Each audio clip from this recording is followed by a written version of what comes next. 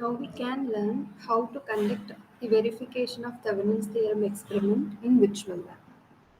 By clicking on the link given in PPT, you will be directed to this page. Here you can see the procedure, theory and procedure for conducting Thevenin's theorem experiment.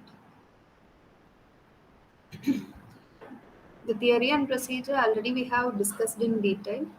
So now we can move on to the simulator to perform the experiment. By clicking on the simulator, you can find a link to perform the experiment. By clicking on this link, you will be directed to the experiment page. If you see the circuit diagram, this is similar to our circuit diagram that we have considered for our experiment, except these values. We need to change the values as per our circuit diagram. As per our circuit diagram, this V1 is 30 volt, so we can change this to 30 volt, and R1 is 200 ohm, R2 is 100 ohm, and R3 is also 100 ohms. And the load resistor is 500 ohms. It is already 500 ohms. Okay. Actually, in this experiment, we are going to verify Thevenin's theorem. In case 1, what they have considered is they have found the load current without using the Thevenin's theorem. In case 2, in case 2a, they have found the Thevenin's voltage, and case 2b, they have found the Thevenin's resistance, and in case 3, they have found the load current IL using the Thevenin's theorem. We can follow the procedure as given here. For conducting case 1, we need to uh, select the switch S1 to power and S2 to load. This means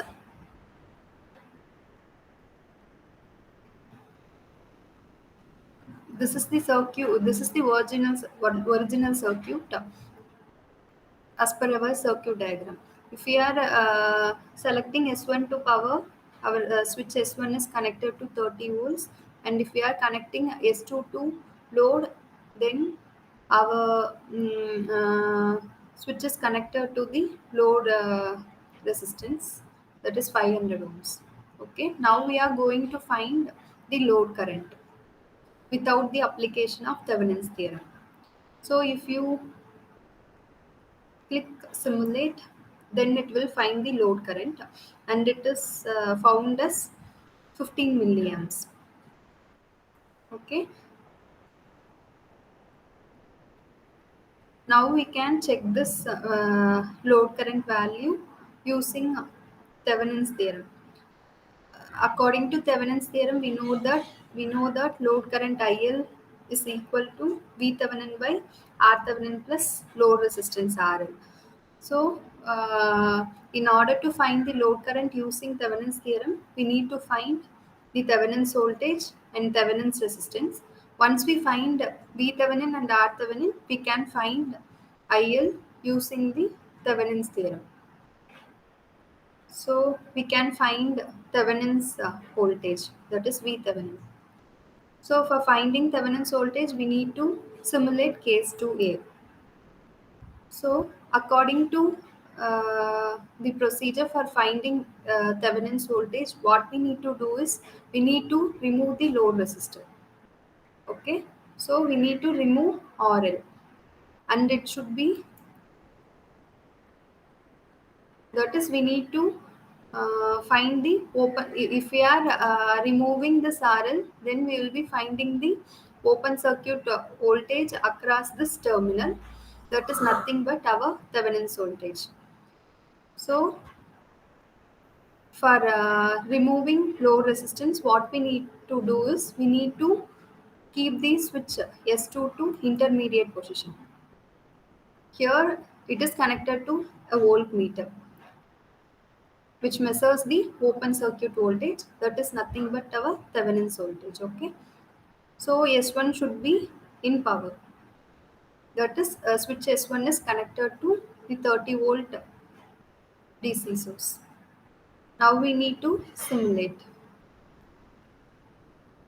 We got the Thevenin's voltage as 10 volt. Now we need to find R Thevenin. For finding R Thevenin, we need to perform case 2b. For finding R Thevenin, what is the procedure to find R Thevenin? We need to remove the load resistor, and we need to short circuit all the voltage sources. So here the only voltage there in the circuit, there is only one voltage source. So we are short circuiting it. So in to find Thevenin's resistance, we need to select S1 to short, and we need to remove load resistor. Actually, this S2 should be kept in open position, but here they have considered instead of open circuit they have considered as power. That means switch S2 is connected to a voltage source. um, Here they have used this concept for finding R Thevenin is nothing but our looking back resistance, that is the equivalent resistance of the circuit when all the voltage sources are short circuited. So even if we considered some voltage in the side, we can find R Thevenin using the total voltage by total current. Using this method, using this they have found R Thevenin, but there is no need to do like this. But in this model, they have taken like this. Um, this is not actually what we will do is we will remove the load resistor, and here it will be open circuit. Instead of taking it as open circuit, they have considered a voltage source here. Here the voltage source value can be anything. Even if you take any value here, you will be getting the same R Thevenin value, because this is the only voltage source that will be present in the circuit, and we will be finding the total current. The total voltage divided by total current will be giving you the R Thevenin. This is the concept used here. So we can check it even by varying this value of voltage source. So if you we have short circuited the voltage sources. There is one, since only one voltage source is present in the circuit, we are short circuiting it, and instead of open circuiting it, we have connected one voltage source here. Now we can simulate. We got Thevenin's resistance as 166.67 ohms. This is the actual Thevenin's resistance we got if you calculate manually also.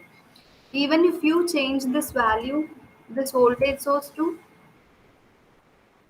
any value, you will be getting the same 166.67 ohms, because this is the only voltage source present. So this is the total voltage, and this current is the total current. So we can find R Thevenin using this voltage and current value. So this, even if we change this voltage source to any value, we will be getting the same value of Thevenin's resistance. Instead of using this as power, they might have given us open circuit. It's okay. Anyway, this is right only. We have calculated the Thevenin's resistance now. Now in our hand we have We have Thevenin's voltage and Thevenin's resistance. So we can find the load current IL using Thevenin's theorem. So for finding IL, we need to simulate case 3.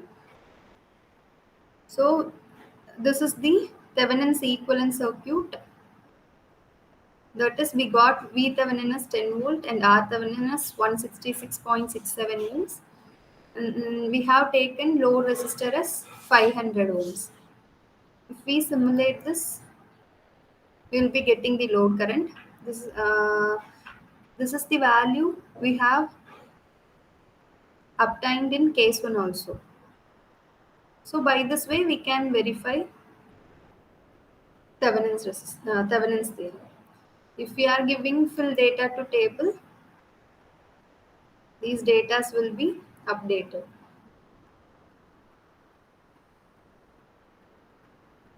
Now if you want to change the load resistance value, you can do it for different values of RL also, and you can find the load current values corresponding to RL.